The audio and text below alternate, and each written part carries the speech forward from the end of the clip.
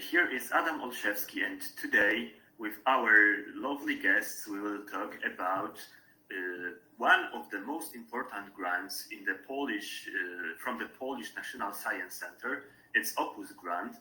OPUS grant, it's the biggest Polish grant where everyone can apply without even the title of the PhD, but mostly the professors and doctors apply for this program.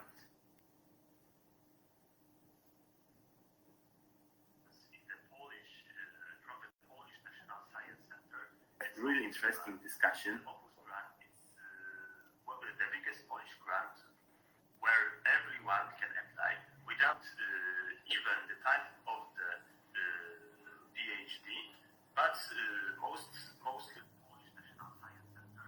A really interesting discussion. OPUS grant is the biggest Polish grant where everyone can apply without even the title of the PhD, but mostly Polish National Science Center.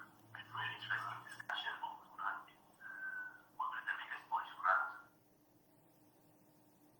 where everyone can apply without even the title of the PhD.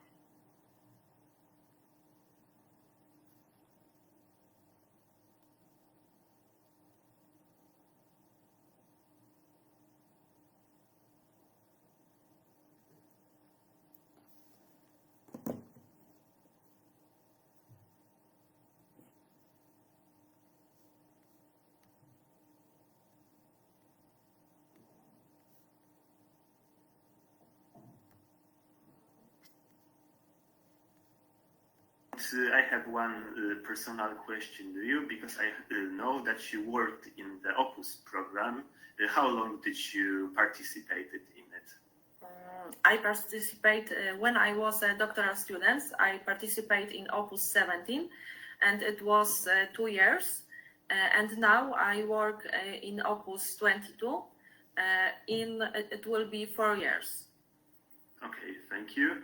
So the next one, Maciej. Good evening, everyone. My name is Maciej Jasiński. I am a PhD student at Gdańsk University of Technology. I'm at my 5th year of study. And my background is electronics and telecommunications. Now my main field of study is design methods of microwave filters that found their application in the telecommunications. So thanks. Perfect, thank you, Maciej. And can you remind us how long did you participated in OPUS program? Yeah, now it is the 4th year of the project. It is still the same project, and now we are about to close it in the August. Okay, perfect, thank you. And Piotr, it's your turn now. Yeah, hello, my name is Piotr Jukiewicz, and I am from HJH University of Kraków. I am from Faculty of Computer Science, Electronics and Telecommunications, so similarly as Maciej in Gdańsk, but whereas Maciej is into electronics, I am into telecommunications, specifically computer networks, and my research is on traffic engineering in computer networks, especially in software-defined networks, and I also do research on flow-based networking. Yeah, and I'm about to finish my PhD. In fact, I have already written it, and hopefully I will submit it this month to the Discipline Council.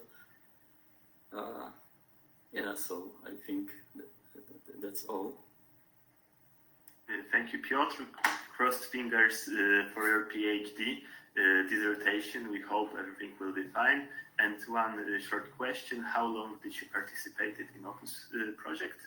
Yeah, so similarly as Maciej, I participated for the whole project, the 4 years, because Opus projects are at maximum for 3 years, but they can be extended for 1 year, but without additional money. But you can have more time to finish your research. Yeah, so I participated for the whole 4 years. Perfect. Yeah, sometimes time is very important to finish something, and sometimes the project can bring very unexpected results. So I will also ask the same question to me, because I think only few people knows this, because I'm also participating in Opus project. In the past, we wrote this project with my supervisor. So the topic of this Opus and it's similar to my dissertation. We synthesize bio-based polyols in the biomass liquefaction process, and then it's further used in the manufacturing of polyurethane materials. So, but maybe about this a little bit later.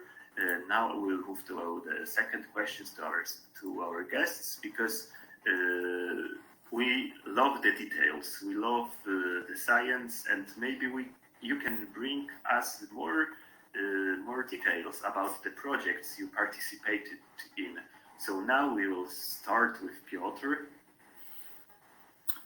Yeah, so my Opus project was actually a continuation of a previous Sonata project by my supervisor. And in that Sonata project, the topic was to came up with and then simulate and research on flow-based traffic engineering mechanisms for networks. So in short, currently in networks, when you send packets between routers, each packet is being processed on its own. So you just look on addresses on that packet, and you don't look on the flow that packet belongs. And we came up with an idea to not only look on addresses of the packet, but also look on connection which those packets belong. And thanks for that, you can send different flows through different paths. So you can load balance the traffic on the network, and then you can, for example, when you have congestion on some link or some node, you can bypass that link. And the Sonata project was focused on IP networks. So this was mostly, let's say, software project, and that Opus project was continuation of that project. And in that Opus project, we tried to apply the same approach, but to multi-layer networks. So the networks consisting of optical layer and also electrical layer or IP layer. Yes, so we are applying those concepts to optical layer, and we are trying to make those both concepts work with each other and provide some advantages. Thank you, Piotr. It seems very interesting and very promising topic of research. You obtained, your supervisor already obtained 2 projects for that. So this topic must be very important in your discipline. Thank you for that. Now it's Maciej's turn. Yeah, so our project is about some new concepts in filters used in telecommunications. So maybe I will start with a very brief introduction what actually the filter is, because it will be to help someone to understand. So in general, in the telecommunication system, we need to send some signals from many users, yeah? And there is a problem or challenge how to distinguish signals from many users in a common transmission medium. Yeah, and there is many ways of solving that problem, but one of the possibilities is division of the whole electromagnetic spectrum into channels. Yeah, and each separate channel can be assigned to some specific user. This is, of course, a simplification of this solution, but it is easy to understand. And we're using filters. This is a device that can select a signal from a specific channel and reject other signals from other users. Yeah, and the performance of the whole telecommunication systems, of course, it depends on the performance of each part of the system. Also depends on the performance of the filter. Yeah, so we are making these devices better. We are enhancing their performance by introducing some new, or maybe not completely new, but some frequency dependence couplings, yeah, into the structure of the filters, making them they're working better. And we are developing the whole procedure. Yeah, we are not focused only on some single device, but we are developing a procedure of design of some class of devices. I mean filters. Yes, so we are starting from the mathematics. Then we are developing the circuit synthesis procedure because the introduction of this frequency-dependent couplings complicates the synthesis process, and our team established a very efficient procedure of synthesizing such circuits. And of course, the last step is the validation of our proposed design method with fabrication and measurement of physical device. Yeah, so this is the last step, and maybe maybe not the last, but the next possible step is some proposition of a system, some telecommunication system based on such devices. Yeah, so this is whole process, and what is most important to say that we are not developing a single device, but the design procedure. Yeah, so that's all. Thank you, Maciej. One funny quote about Maciej's research, because we know each other very well, and a lot of people think that Maciej actually works with microwave waves, and sometimes this is very often question which Maciej answers. It's how microwave works actually. So this is very funny thing about this. And now, last but not least, Ola. So, as I said before, when I was a doctoral student, I worked in an OPUS project that deal with the analysis of beams and columns with modified cross-sectional shapes. In this project, the most important thing was optical tests, and this was my part of my work. So I did it, and then the most important was to determine forms of loss of stability, and the optical methods was really helpful for this part of my work.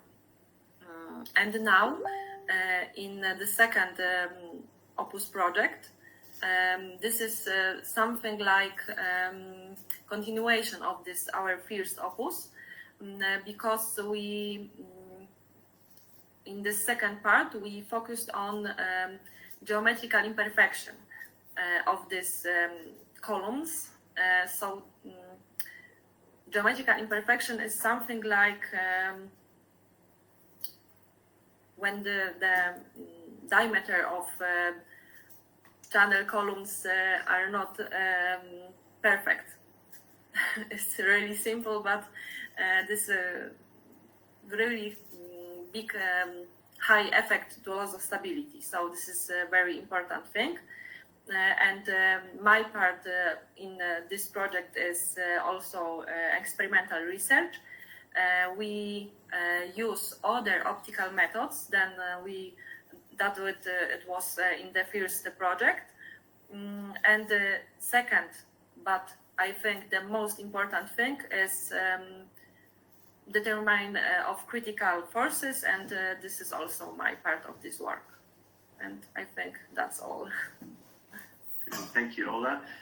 One other quote is because we are cooperating a little bit together, and now Ola is cooperating with my friends from my university.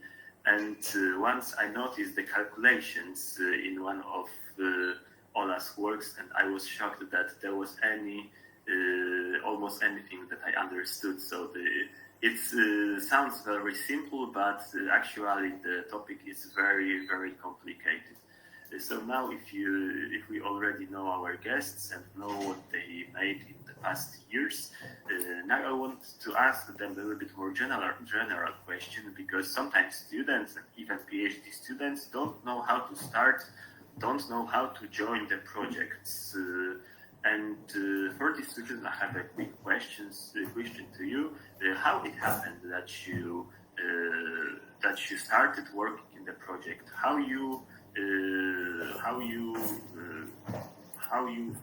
get this cooperation, and how it became you are beneficiaries of this project? So now maybe it's all turn. For me, it was really simple because my supervisor was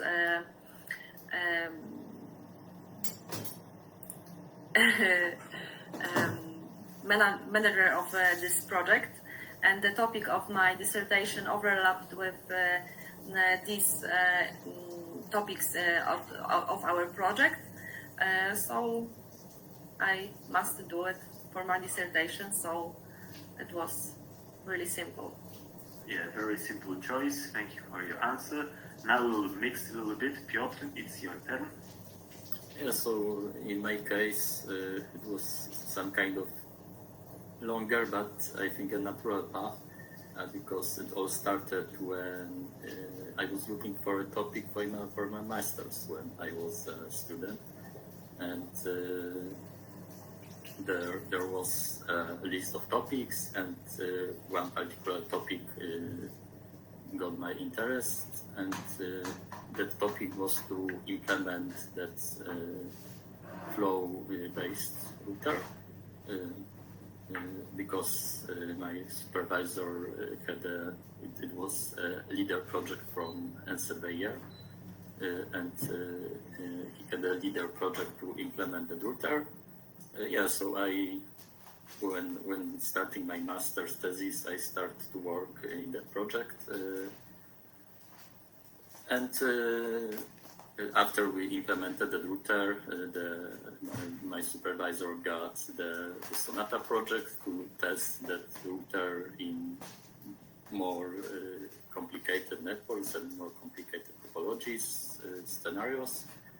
So it was kind of natural to, if I wanted to continue work on these things, to start PhD. And actually, for the Opus project, when I was already at my PhD, we started to write the proposal as a whole group. So I was also helping my supervisor to write the proposal, and we managed to get that Opus project as well. So it was kind of natural also to me to continue my work in that Opus project. Thank you, Piotr. Maciej, your last. So the head of the project is my supervisor, and when I was finishing my master thesis, because he was also the supervisor of my master thesis. He invited me to some discussion about that, and he told me that he is applying, or maybe not applying, but he was preparing the proposal. He told me about the topic from the scientific point of view. He told me about the possibilities. Also, he told me a lot about the whole, because I was the first enrollment of the new, of the doctoral school. Yeah, it was the first enrollment, so it was completely, okay, maybe not completely, but it was a great change in the regulations. So he told me about everything, how it looked like. And of course, he told me about the financial aspects and the scholarship. And also, at the end, he asked me if I would like to participate in the project. So I agreed to do so, and this is how it started. Thank you, Maciej, for your answer. So maybe I will now share my story with you. So at the beginning of second year of my PhD study, my supervisor decided to write a project which was based on the topic of my PhD, and he asked me to help in writing this project, and we wrote this project together. And after the second try, because first time we didn't obtain this, then we make some corrections, we obtained this project, and like here, it was natural way to employ me in this project. But it's not only way to be employed in the Opus project, because sometimes you can find an advertisement, for example, on your university websites, and then you can apply for the positions, because sometimes it's announced, and they are looking for the candidates to be employed. Even for my position, and I think for your positions as a scholarship holders, there was a contest to be employed in this project. So if we already know how to be employed in this in Opus project. Yeah, actually, there is one thing I would like to add to that, that it is compulsory to post all advertisements for stipends and jobs in NCN projects on its website. So when you go to the National Science Center website, you will find the sub-page with all those advertisements. Of course, some of these advertisements are already for someone who the project manager already want to hire, but sometimes they are actually looking for any persons. I think in my faculty, especially in electronics department, they are often actually looking for new persons, and they post advertisements on the faculty website, on faculty Facebook page, and so on. Yeah, so if someone has a supervisor who is not, let's say, very active in writing proposals, it's not everything lost, and you can still find a job in Opus project in, let's say, outside teams. Yeah. Yeah, thank you for this opinion, because actually, yes, you are right that it has to be everything posted, and sometimes they're actually looking for this, and for example, the advertisement could be specially prepared, as you said, but sometimes they are actually looking for people. We had 2 cases of that. We are looking for the PhD students or students to be employed in our project, and luckily we found really good candidates to be employed. We had few candidates, but we selected only 2 of them. So yeah, it's also a very good thing to know in looking for such opportunities. So now we'll move to the next question. And as I said, I participated in writing of our Opus grants, not only Opus grant, but few different grants. And now it's the question to you. Did you participated in writing the Opus grant of your supervisor, or maybe you wrote your Opus grant? So maybe Piotr, maybe you will take the voice first. Well, as I already said, I participated, our whole team was participating in writing that Opus proposal.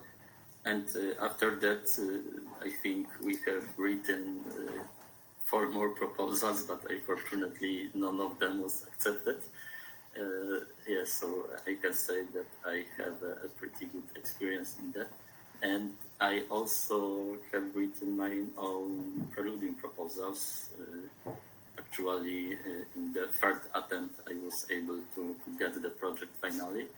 And the preludium proposal is exactly the same as the Opus proposal. So you have to use the same template, you have to write the same number of description pages. There are mostly no differences. So yeah, and I think that previous participation in writing those Opus proposals helped me very much in writing my own proposal after that, because it was very helpful experience. Yeah, you are right, because the language of the scientific project is special. It's very special, and you have to use all the keywords which are necessary to get it. And when people know how to write it and know the structure of such a project, they will have a higher chances to get that project. And actually, I think if you have 5 trials and you obtained 1 project, it's pretty good result, because the success rate is not high enough. So I think you are very efficient grant writing. So now we'll move to Ola. So I was involved in preparation of proposal, but in only few parts of it. It was a long description and this short description, and I work on research framework, and I think for me it was the most important. It was a literature review, and with other aspects was handled by a project leader. Okay, thank you, Ola. But sometimes there is a very surprising thing, because we think that some parts of the proposal are not so important, but actually they are very important, and we have a lot of comments from reviewers that yeah, it's very important, like for example risk analysis. So people always forget about such a thing. And Maciej, maybe do you want to add something? Maybe do you participated or you want to participate in the future? We'll see. Now, my only concern about future is to finish my PhD, or first finish the Opus project. And I do not have much to say, because I didn't participate in the writing application. So I cannot say much about it. Okay, but thank you for the honest answer, and I'm pretty sure that in the future you will have your own trails, because I think you are very good scientists, and in the future you have a lot of your own projects. So we started talking about writing of such projects, and I have the next question about the structure of this project, and what, in your opinion, are the most important parts of such a proposition? Maybe Piotr, you can start again this question. Yeah, so as I said, I applied 3 times for my preludium, and we applied 5 times for Opus. So from all these 8 times, we received reviews from reviewers, and those reviews were so different that I would say that I can't say what is the most important part, because our reviewers had different, they were looking at different things. But personally, when I would be a reviewer, let's say, what I will be looking on mostly is preliminary research. So when you are applying for some research, you are not applying to do something what you have not done before, but I think it is important to do some preliminary research, especially to have it already published in some paper, showing that the approach you would like to explore indeed brings some good results. Yeah, and in fact, when I was applying for my proludium, I had a paper with preliminary research, which already had 50 citations, I think, when I was applying. And I think it was very helpful for getting me that project when reviewers who are, because reviewers, most of the time reviewers are not experts in that particular subfield you are exploring. And when such a person see that it has so many citations, he thinks, okay, so maybe this has some sense, and we should grant that project. Yeah, thank you for this opinion. Sometimes I have the same that actually, if you have very specific topic, there is not too much reviewers, and they are not into your specific topic, and it's sometimes very hard to evaluate. So, in my opinion, it is very hard process to evaluate such wide range of different kinds of projects in the same in the different disciplines. Ola, maybe do you want to add something about this most important parts? I think for me, the most important is literature review, because we must find gaps in knowledge. And when we do good literature review, I think we can find it. And this is it must be first part of our work. Yeah, literature review is very important to know what is going on our topic, and not to make the same research as other scientists. Maciej, maybe do you have also a different opinion? If you will start writing the project, which part will be the most important for you? Yeah, I'll be guessing because I do not have much experience, but I am trying to understand the position of the institution that are providing the financial support. Yeah, so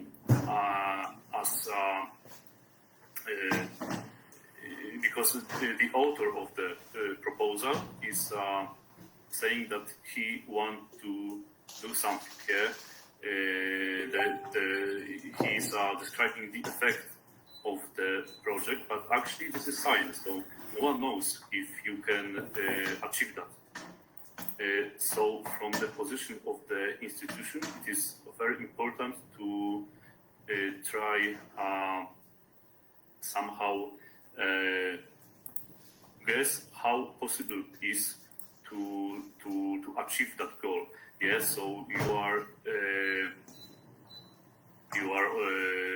reading the proposal and you are judging the team, the leader, his experience, his resources, yeah, and the human resources, I would say the equipment that he has, and at the end you want to evaluate if it is good to give the support to this particular proposal or not. Yeah, so if I would write such proposal, one part is to propose a good scientific topic, but the second part is to to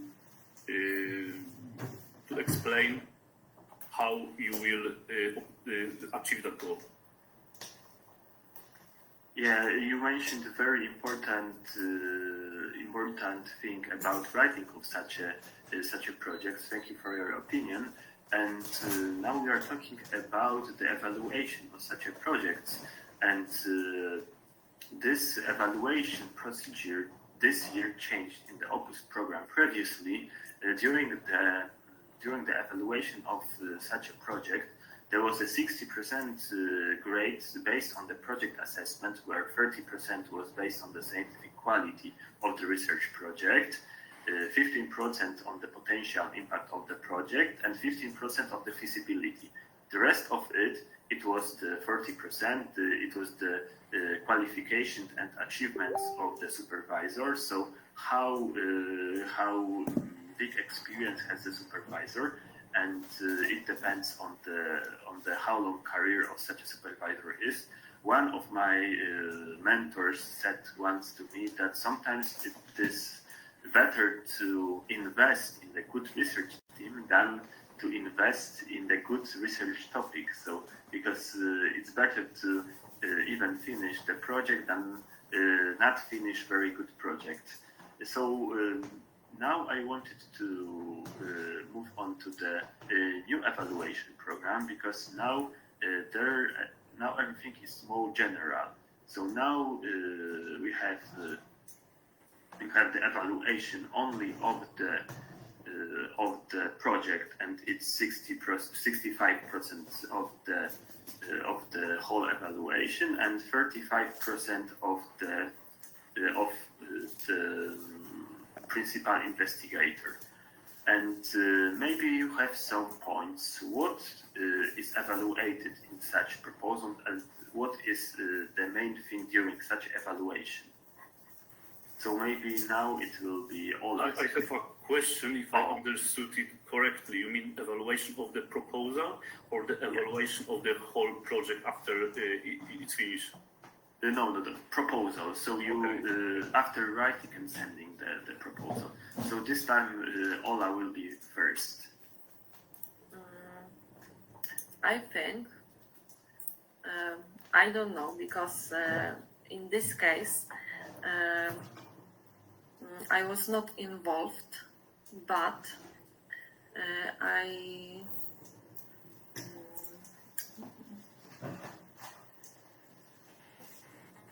I think all the answers, maybe the most of the answers, can be always found in the evaluation form of such programs. And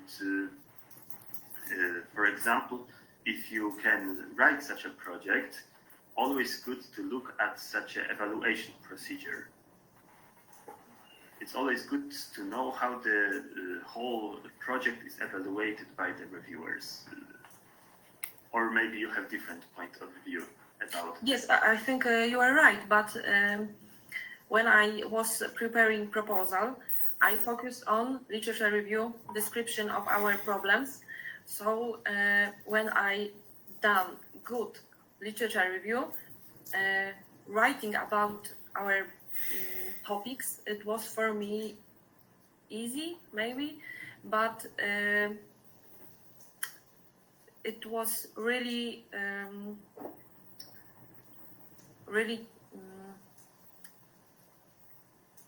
tough, hard.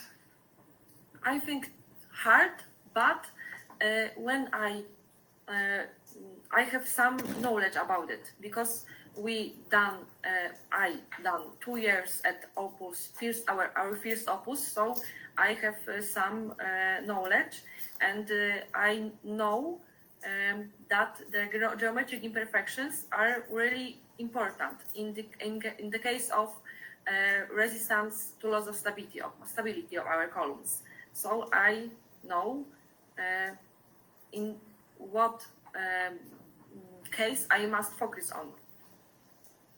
So you mean that the scientific relevance, importance of this is very important in the assessment of such a project. Maybe Piotr, you have something to add. Actually, I will base my on my experience with the Preludium grant, but I think this is the same for Opus because it is evaluated by the same panel and so on. And basing on my experience, I can say that what Adam said at the beginning, all those weights and things which are evaluated, I would say that, that this is the theory, and the practice is a little bit different because those points which you get when your proposal is evaluated, those points are not awarded by reviewers. Reviewers just write their reviews. Of course, they have to include in their reviews all those aspects which you mentioned, but they only write a text. They don't assign any points. And points are assigned afterwards by panel members. When panel members read reviews from many projects which applied in that call, and basing on what they read in those reviews, they're assigned points.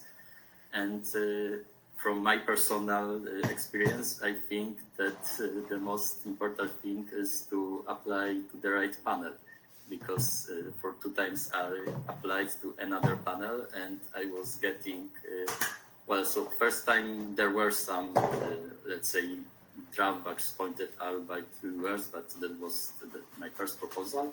And for the second time, I improved all of these things pointed out by them. And when I got the second time reviews, the reviews were very good. The reviewers didn't point out any weak aspects of my proposal. And despite of that, I got 3.5 of 5 points from the panel, and I don't even manage to reach the second stage of reviews. And for the third time, I submitted exactly the same proposal mostly without any changes to different panel, and I also got very similar reviews as the second time, but at that time I got much more points. So I think what you said is the theory, but in practice this is also important to submit to a right panel and to have some kind of I would call that goodwill towards your project and towards your institution from the panel members. Yeah, you are right about this, because we are only human. We have sometimes bad day, and we can write bad review about really good project. And the choice of the panel is very important for selecting the reviewers, because maybe someone will be more related to the topic. Maybe this person likes more your topic, and then you will get higher chances to obtain this. And we also during our project writing, we also selected 3 times different panels, and when we changed the panel, we also obtained the project after only small changes, as you mentioned before. And this year I also obtained the Preludium program, and I also changed the panel and obtained the new panel. So sometimes the change of the panel is very, very important in the case of getting the program, the project. So we will move to the next question. And as I said at the beginning, this Opus program is open category. So when you will send your proposal for an evaluation, you are fighting, you are cooperating, it's good word. It's like the box fight. You are fighting with other scientists, and in the Opus, this is mainly professors or very experienced doctors. And here, the evaluation of the project is around 35% based on the achievements of the PI, so the principal investigator. And this is question to you, because last year only 2 PhD students obtained actually the OPUS project. And what do you think? Does a PhD student have a high chance to get an OPUS project, or we just resigned for writing the project because we are just PhD students and we do not believe on our strength? Maybe Piotr, you can answer first. So I think it all depends on your experience and on your so far achievements, because in Opus, as you said, there is much more weight put on principal investigator person and his previous publications achievements.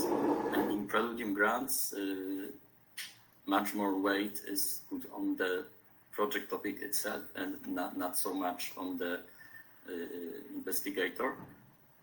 And yes, so I think that if you want to apply for Opus as a PhD student, I think it has only sense when you have already many achievements in that field. And in fact, there are some PhD students which during their PhD have so many publications and so many citations as some professors. So if you are such a person, I think you can, it makes sense to apply for Opus, but if you are starting your research and you are at the beginning of your career, I think it is better to apply for Preludium, because in Preludium, they won't look on your previous achievements, but they look mostly on project topic. Thank you, Piotr. Maybe Alexander, do you have something to add? I have the same opinion like Piotr. I think maybe for doctoral students who are just beginning their scientific work, Preludium will be much better option. Okay, thank you. And Maciej, maybe do you want something to add? Yeah, I think that I can answer to the first part of the question, or actually you answered to that, because you asked about our opinions about the chances of getting the Opus project as a PhD student, and you said that only 2 of PhD students obtained that. We do not know actually the total number of the proposals that are written by PhD students, so it is not so easy to say about the chances, but it seems that it is rather low. So maybe it is better, unless you feel confident in that, you have some experience, you have achievements, you can try, but I think that it is better to try something else. Thank you. I want to also mention that in the regulations there is a point that reviewers of the project have to check the current status of career of the principal investigator. So, for example, if you are a PhD student, they should little bit improve your grades. So, but still, in my opinion, for example, you have little bit less experience than the professors who have much experience, who written a lot of proposals, and still it's a huge competition. But in my opinion, if you believe in yourself and you have good CV, you have some publications, as Piotr said, you can actually apply for the Opus program. And I have one thought about this, because actually the Preludium is once a year and the Opus is twice a year. So if you didn't manage to obtain the Preludium, polish a little bit your proposal and then send it for the Opus. And I'm curious how much PhD students will obtain the project, but it's another opportunity to have additional reviews and opinions about your topic. So it could be very funny. I'm wondering if someone made such a thing. Yeah, I'm also curious how would reviews and assign points different between those two when you send the same proposal for the project. This is also interesting. Yeah, exactly. After our interview, I will ask my friends if someone has such an experience and send their preludium to the Opus project. It's very funny thing. So actually, I thought about something like that if I would have not got the preludium, but I received it. Yeah, but unfortunately, you didn't send. Maybe you will get an Opus project. Yeah, maybe. So we'll move to the next question. We'll back to the topic of our Opus programs, which we already implemented. And I wanted to ask you, how big was your research team you worked? Because sometimes professors build a huge research team, sometimes small. And how big was your research team, and how is your experience about your research team? So maybe now Maciej will start with the answer. Yeah, now I try to count the number of people, but it was changing over the whole project. I mean, some people were finishing the cooperation with us, some other are joining, but at one moment, I think it was something like 4 or 5 people. Sometimes maybe more, sometimes maybe less, but for sure not more than 10 people at one moment. And in our case, it was during the pandemic. The huge part of the project was during the pandemic, so it was not so easy to hire someone from abroad to get him to Poland. But from the very beginning of the project, we are cooperating with a team from Spain. So from the beginning, it was an international cooperation. Yes, but it was like five people. Okay, thank you. I have one more additional question about multidisciplinarity of these people. So did you have people from different disciplines, for example, material science, for example, automatics or something like this? In our project, no, it is not multidisciplinary. They are all from our discipline, but they are specialized in some parts of this discipline. Okay, thank you. So Piotr, it's your turn. This is a pretty difficult question because not everybody participates the same in the project, and in fact, in case of Preludium, the only meaningful payment can be paid to PhD students or to students because they can get the stipend. I think that the limit now is something of 5,000 zlotys per month per person. And the budget for payments for postdocs and professors is very limited, and most times all of this additional budget is being spent on the payment for project for principal investigator. So in case of my project, there were 3 PhD students, 3 of us. I was, let's say, working full time on the project, so I was getting the full stipend, and there were 2 PhD students who were working half time, so they were getting half of the stipend. And in fact, we were doing most of the work because we are getting money. So we had to implement everything, do experiments, collect the data, then process the data, and make graphs, make data analysis, and put those into the papers. And the professors and postdocs which were also involved in the project, they were just participating in writing the papers based on our provided data. And in total, I think it was eight people who were participating in the project, but yeah, there was 3 of us who were doing it, and the rest 5 of people, we had the meetings once a week, so they participated in meetings, in discussions, and they were participating in paper writing. Okay, thank you for the answer.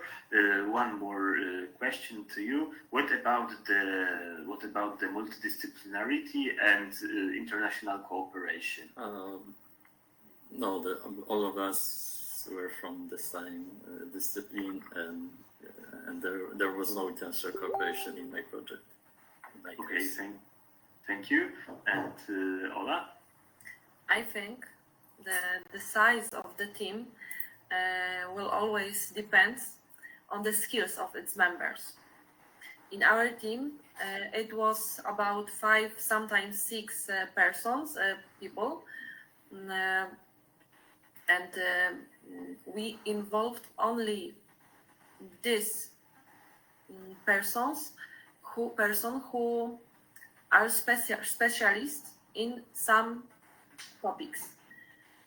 For example, numerical analysis, analytical calculations, and experimental research. But always we work as a team. So maybe it was 5 to 6 people, but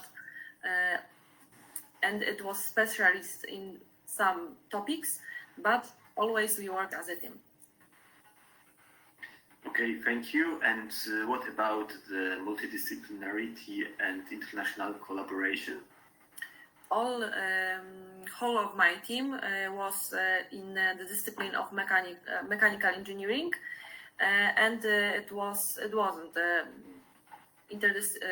international cooperation. Okay, thank you for the answer. So I will also share my experience with our research team. So we had maximum 6 people who are working at the same time on the project. Sometimes the students changed because they were finishing the master degree or bachelor, they finished the engineer degree, and mostly the supervisor, the principal investigator, has a role to consult the results, to manage the project, to manage the budget, to fill all the necessary documents, because as you know, there's a lot of paperwork during implementation of the project.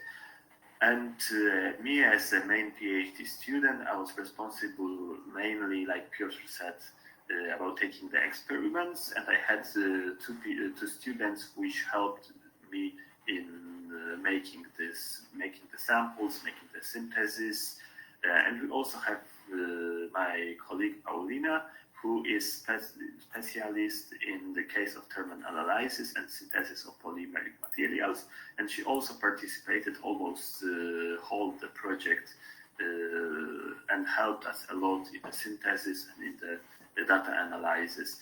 And what about the multidisciplinarity?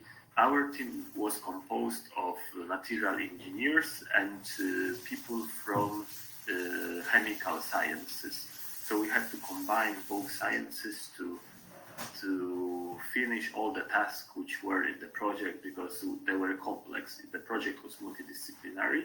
And we also have a small collaboration with one of the Spanish institutions, which helped us in the microscopic research to check the structure of our samples. And I participated in one of the internships there to check the structure of our samples. So And I have one quick additional questions to you about the gender diversity, because now a lot of organization thinks about the gender diversity, about equality, and do you think that there is a gender equality in such a project? Maybe Ola will start. In our team, there are only men and I, so maybe I'm only one woman in our team, but I think the most important thing is our skills. The gender is not important. So when someone is good and it's some topic, we could involve this person in project. Yeah, I support you.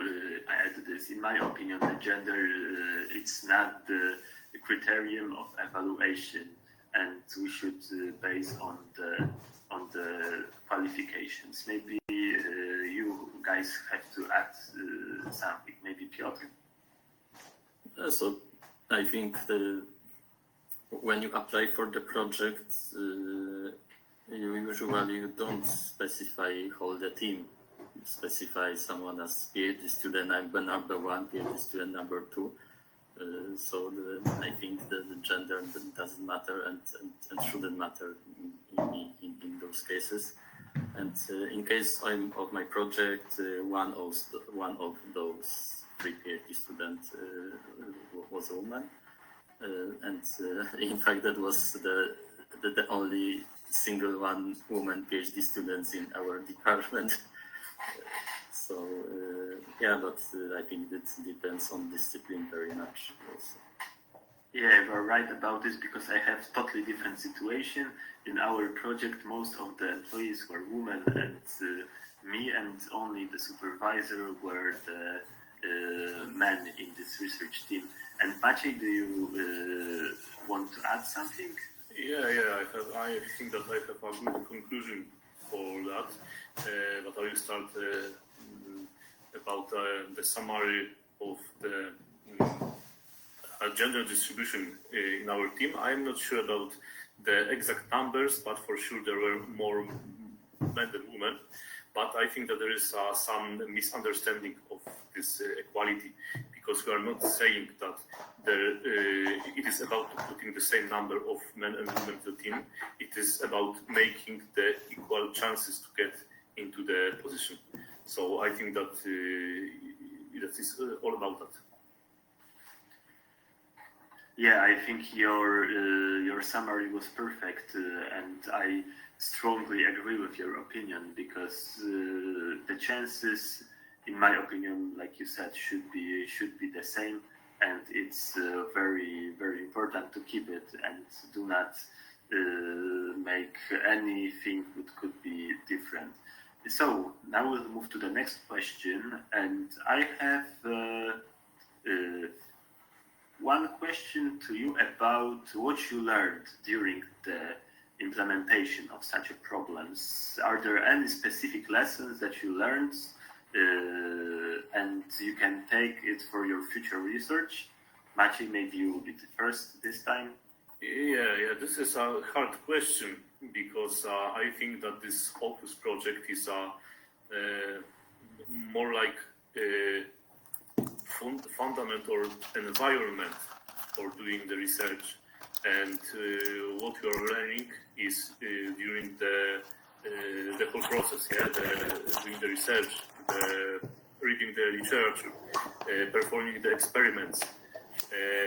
So it is very hard to say if I learned something from the Opus project itself. I don't know, but I am sure that I learned a lot during the implementation of this project. Thank you, Maciej. Maybe Ola, your turn now. I think the most important thing what I learned in our project is working in a team. We are spent lots of time together, So we talk about some scientific topic, but also we are friends. So it's really, I think it's really important.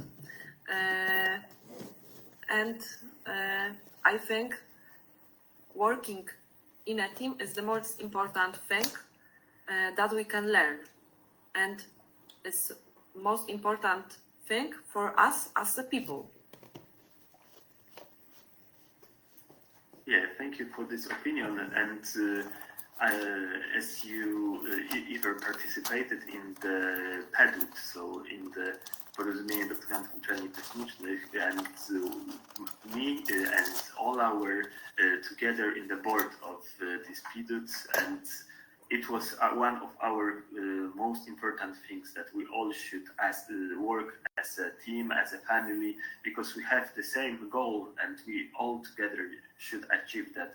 Because at the end, you are always cooperating with the people, and the people are very important value at our lives. So I think I will always remember that the people are one of the most important values. And Piotr, maybe do you have something to add?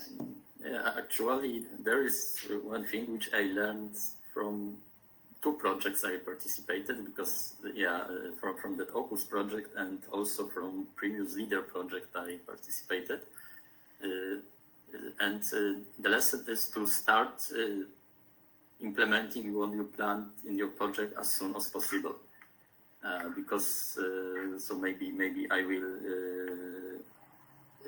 tell the story. In the leader project, project was for 3 years, and we spent the first year on designing the system on whiteboard, trying to predict all possible interactions and to design the best system. And then was planned to start implementing it. And when we started implementing it, it appeared that most things doesn't work as we thought they will work, and we had to change the design and redesign the whole thing from the beginning. So I would say that in those cases that the whole first year of project was lost. Yeah, that was lost time. And in fact, in Opus project, there was a similar, I would call it mistake from principal investigator, that he came up with the idea.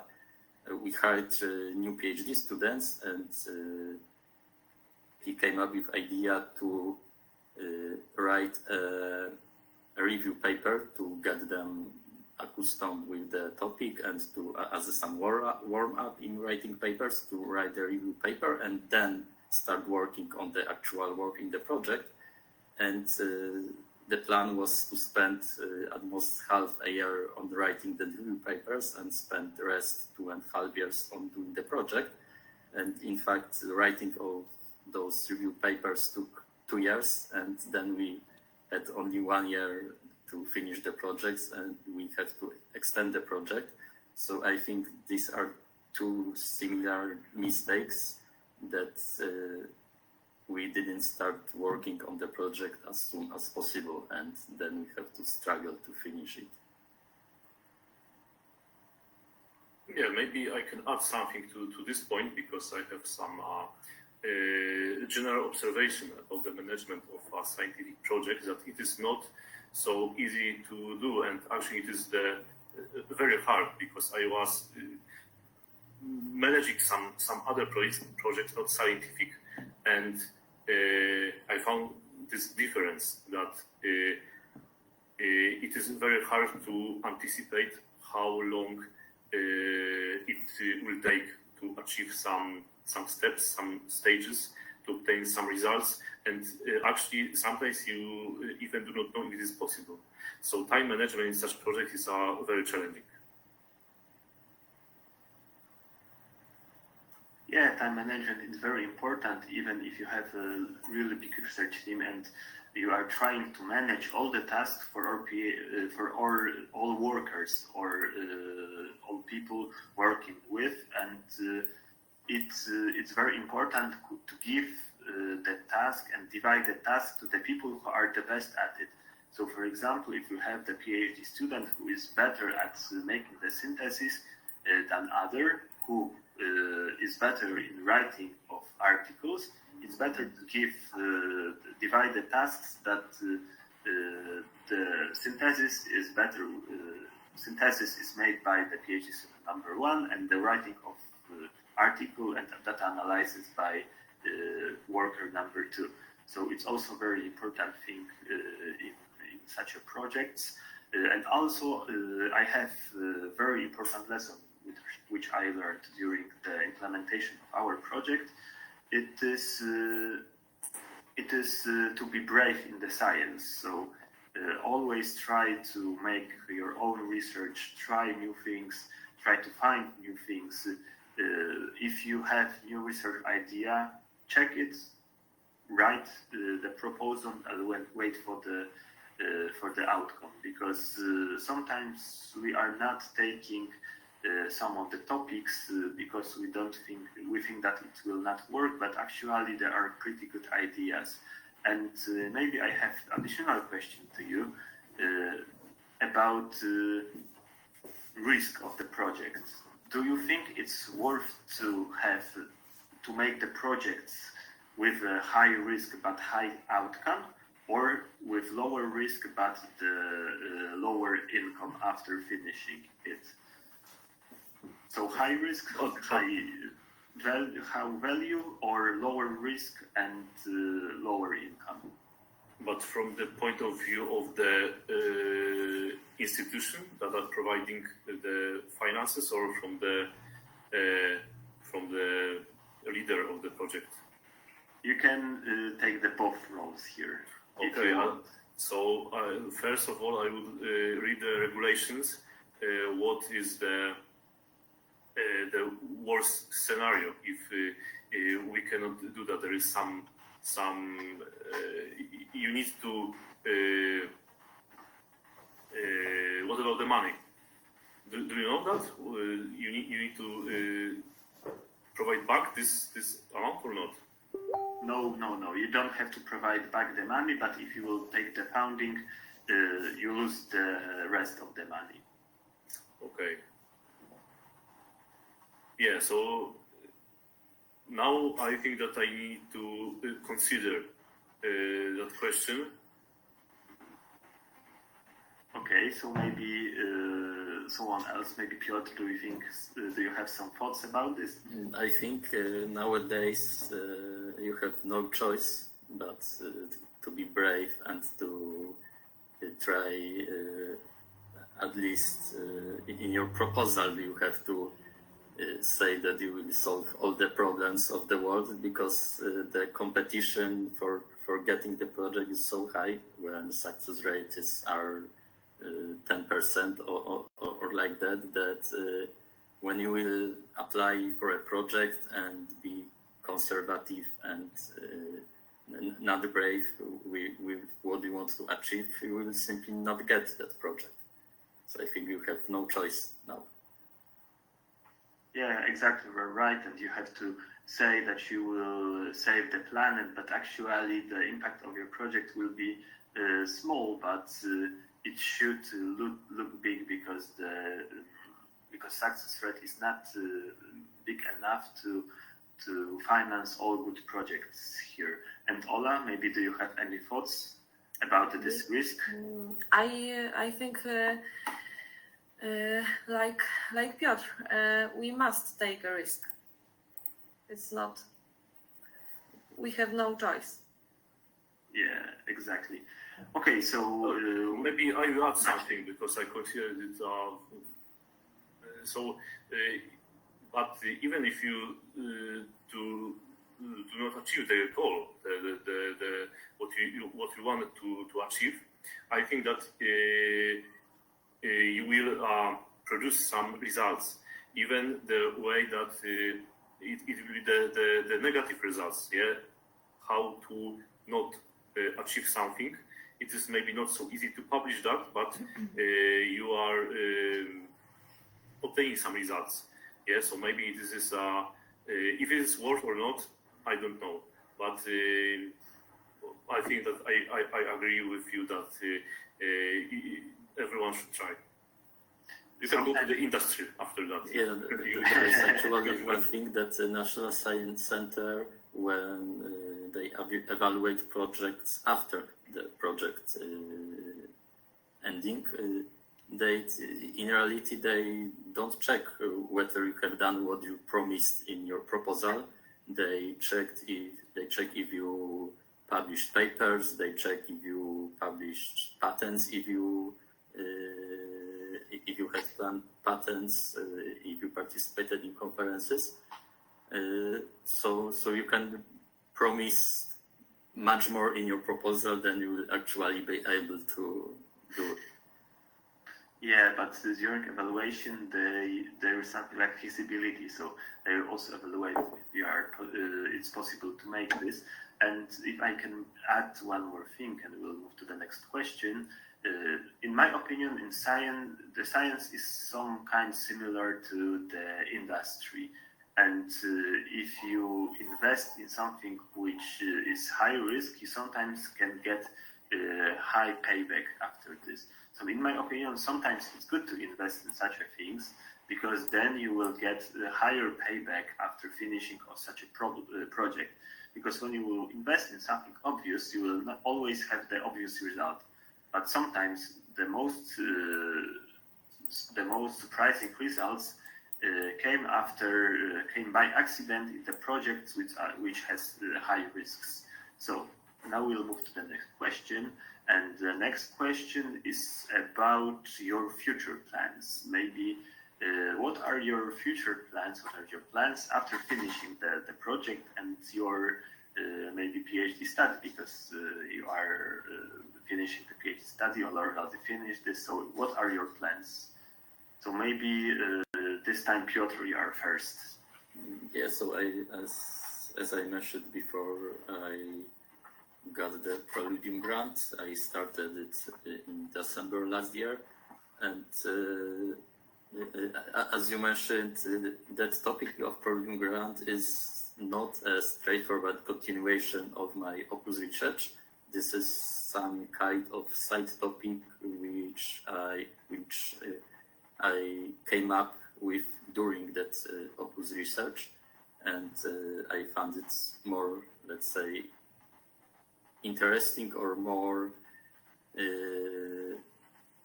as being something which is more required in the field than those things which we are doing in the Opus. Yes, so I continue the research, but in some side topic, not exactly the same. Okay, thank you, Maciej. And will you continue your research on this topic or not? We'll see, because for sure I want to learn something and gather some experience from the industry. So at least for some time I will work there in the industry to learn how to develop your products, yeah, because now we are finishing at the stage of the prototype, only to validate our methods. But from the prototype to the product that you can sell someone is a long way. Yeah, so I want to learn that, and I think the industry is a good way to do that. But I am not closing myself for some cooperation with the academia in that time, and maybe after some years I will go back, maybe not, we'll see.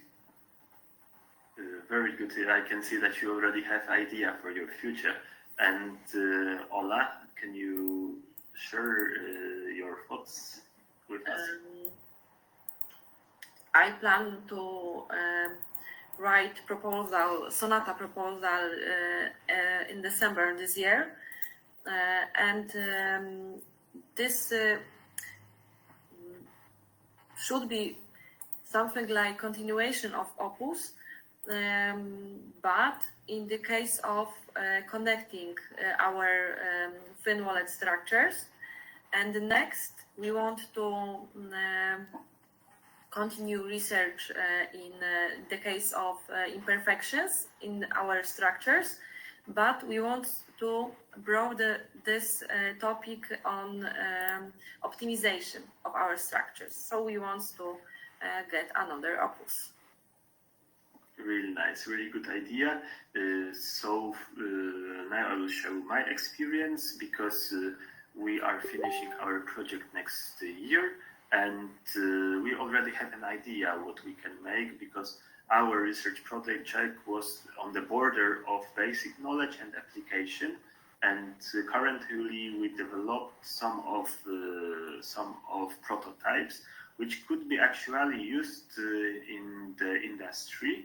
And after this, we'll try to cooperate with the companies. We already have 4 interested companies in our material, and if they will not buy it, we want to write another project which will be mostly concentrated on the application side of it. So we will try to find a company and work with them to further develop our project and then implement it to the industrial production. So for example, next week project, it will be, for example, LEADER or different projects from NCN, National Center of NCPRR. Yes. And we will now move to the next questions, because we are moving to the end of our interview. And now I have a question. How would you summarize your overall experience on the OPUS program? What do you think about this? It's a good opportunity for the scientists, or bad? It has some drawbacks or not? What do you think about this? So maybe, Piotr, you can start.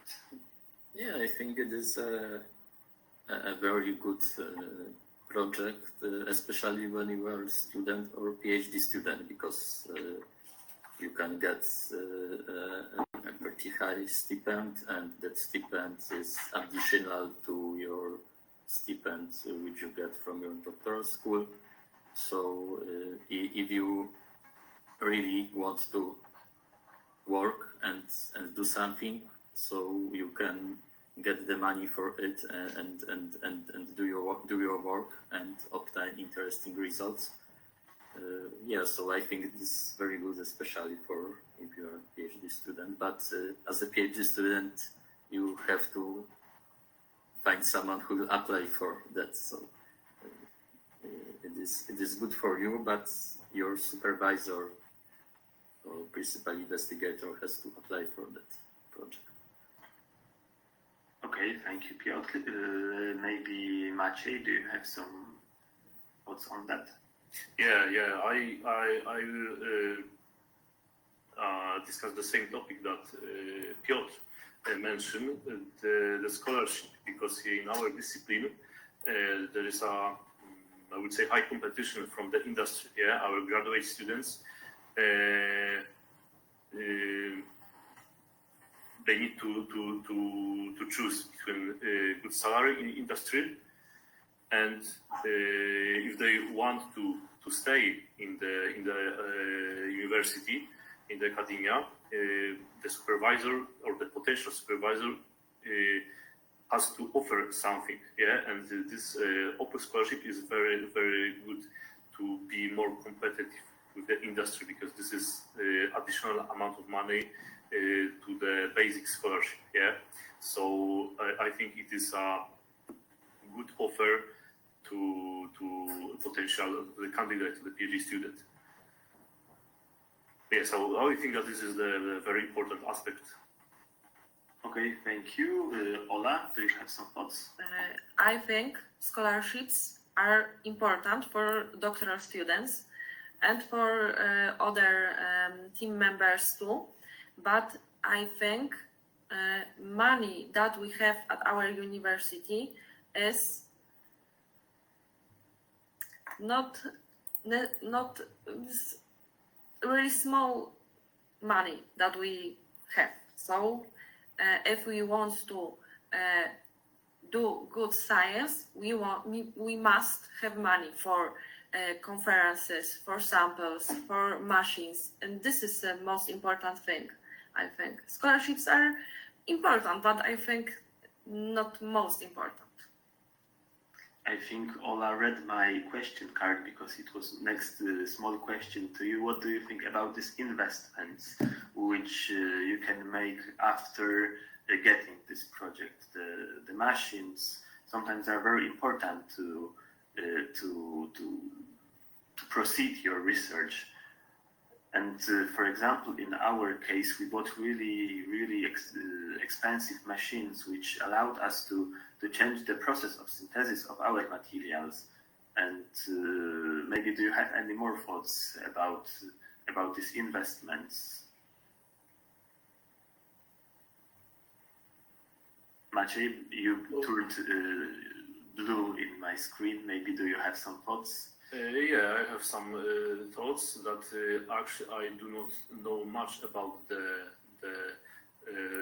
total amount of money because I am not the head of this project. But our cases are quite specific because mainly you are sitting in front of computer.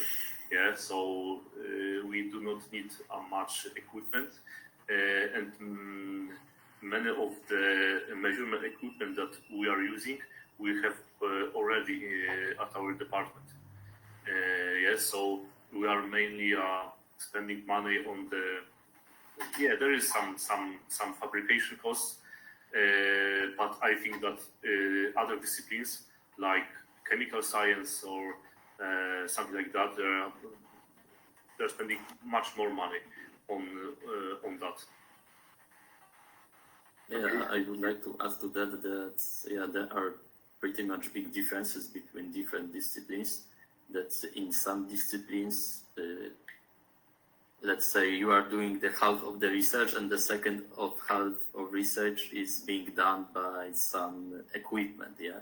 And in some disciplines, all your equipment, just the computer, so all the research is done by people. And the problem which I see since many years is that you have the same limits for salaries in all those disciplines. So you can pay the scientist who is doing his research is in his own mind the same money as to someone who is using equipment with already implemented many things. So I think that this is also the problem that you can get, let's say, you can get grant for 1 million zlotys, and but you can spend only 300,000 on salaries, and you can spend the rest of the equipment. But in some disciplines, you don't need any equipment, and you are limited just to those 300 zlotys for salaries. Yeah, exactly. We're right about this. For example, in chemical science, sometimes the devices cost few millions zloty, and then you will have a way much higher budget, and you can spend more on such things as you said. So this is a very interesting thing, and it can be drawback, but it can actually be some kind of advantage.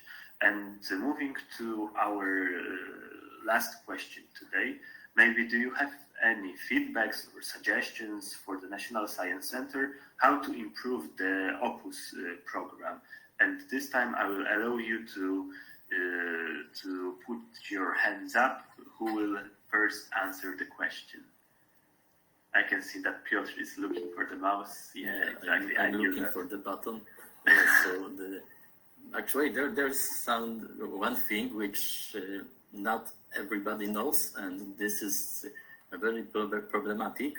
That, as we said, to get that stipend, you have to be either a student or a PhD student. And when you will finish your PhD studies, you can continue your work in OPUS project only for half of a year. And this, especially nowadays, when success rates are so low, can be problematic, because let's imagine that you are on your first year and you are helping your supervisor to write the Opus proposal. Your supervisor submits that proposal. Of course, he don't get it for the first time, so you will submit it once again. And yeah, and you are starting your third year or your fourth year or PhD, and your supervisor was able to get that proposal which you were also writing on, but you will be able to work in that project only for that 1 year, which remains you in the doctoral school, and to half a year after that. So you'll be able to work only for half of the project. And I think this is problematic because especially when you also participated in writing the proposal, you should have a right to do that project for whole the project, and not be forced to resign from working in it after half of the project.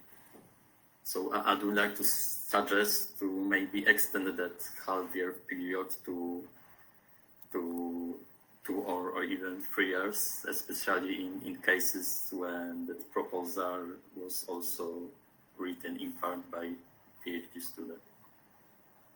Yeah, it's very, very good point, because I had the similar situation, because I prolonged my PhD study for 1 year because I'm employed in the project which we wrote together, and I didn't want it to leave the research team, because sometimes it's a huge problem to find another qualified worker to finish all the tasks.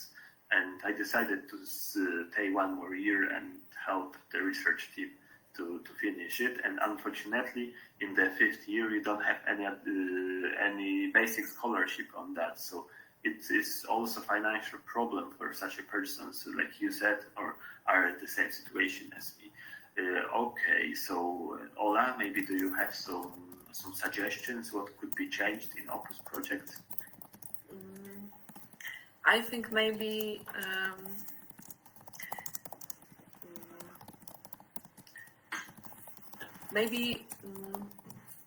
as we talked about it, about principal investigator, and this is 45% of evaluation. So maybe it could be less. Especially for PhD students, yes, where we don't have such a big achievements. Yes. And yeah, it's also very good idea. Then less experienced people at the beginning of their career can apply for these programs, and they will have more courage to apply for it. And Maciej, maybe do you have some thoughts? What could be improved? Higher scholarships for the PhD students. Yeah, I'm joking, of course. I am afraid that I do not have much to say about that, because usually I do not see any problems, only solutions. And from my point of view, everything is going fine. But I think that I should discuss it with my supervisor. Maybe he got some point on that. Okay, thank you, Maciej, for your answer. And moving on to the conclusions, I have one more additional questions to you, because I think all of people here heard about my funny situation during implementation of Opus project when I melted the fridge in our laboratory. It was a very funny case. And maybe do you have any anecdotes or funny stories to say which happened during the project implementation? Yeah, maybe I will start, because I broke one device that we fabricated. Yeah, the cost was like a couple of thousand of zlotys. Yeah, it is a waveguide filter, and here is a hole. There should be a much smaller hole, but I broke the screw that I was screwing in, and this hole is an effect of removing that screw, and at the end the hole a device is not working as it should be. So yeah, but okay, maybe it is working a little bit, but there is a visible deterioration in the performance. But we put it into the journal paper and we publish it. Very funny thing to publish about such a failure of the device. Yeah, but I was the first or maybe the second year PhD student, so it was hard for me to live with that. Yeah, but it was only one of the I think 3 prototypes that we presented in the paper, so it was completely fine. Okay, thank you for this anecdote. Maybe Piotr or Ola, you have some anecdotes about this? I think I don't have such funny ones as you, because I am mostly working on software, so I don't have such hardware failures on my account. So maybe Ola has something to share. I think it's not an anecdote. This is not funny. But I want to say something like conclusion. Conclusion for me. This is Adam said this before. People as the most important values, and I think it's for work in a team is very important for me, and I think for all my team. Yeah, thank you for this conclusion. So now I will move to the conclusion of our whole discussion of our whole interview. So at the beginning, I want to say that the Opus project is a huge opportunity for the principal investigator, but not only for the principal investigator, but also huge opportunity for all people which are working together. It allows us to have additional experience in working in the project. It allows us to write additional papers, make more research, have additional funding for our research. But most importantly, like Maciej said, it gives us additional scholarship.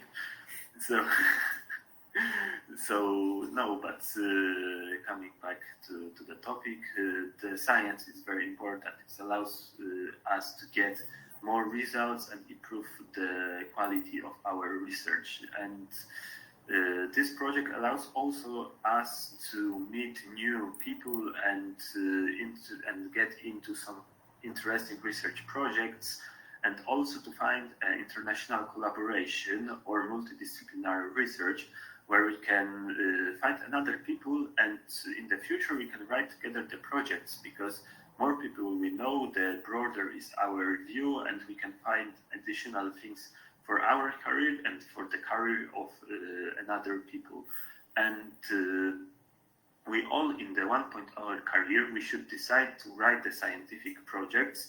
It allows us to get the money, but most importantly, it helps us to improve our writing skills and the skills to managing the research team. Because the research team, as Ola said, is one of the most important things in life of the scientist. We are not making the research alone. We have to trust the people we are working with, and together as a team, then we will have valuable research and results which we can together publish, and together we can enjoy what we made in our lab, because the science is not the necessity. The science is it should be also fun for us, and it should be our interest. And I think it always gives higher chances to have good results for the people who have a passion than for people who are forced to make something. And the next thing which was important in our discussion, that the very important thing is know how the projects are evaluated, and then you will have the key how to write your own project and how it will help you in the polishing of your proposal, and then you will have higher chances to get this project. In our opinion, we have really good memories in writing, in participating in the in the Opus project, and we think that it's a great opportunity for us, but it has really small drawbacks which could be improved, but overall the Opus project is really well prepared project which could be very useful for us.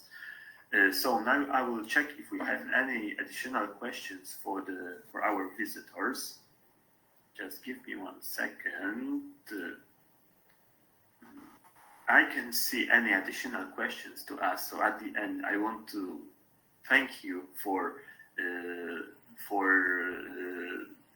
joining us and listening our opinion about the project. And most importantly, I want to thank to all the people who were together with me. So thank you, Ola, for being here. Piotr and Maciej, you were awesome.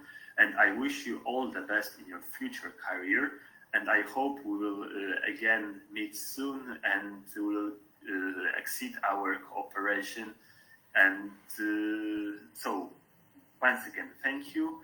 And I'm really glad that we all meet together. And ladies and gentlemen, this is the end of our interview. Thank you for listening us and joining this very sunny afternoon. Thank you. Thank you very much. Thank you. Thank you.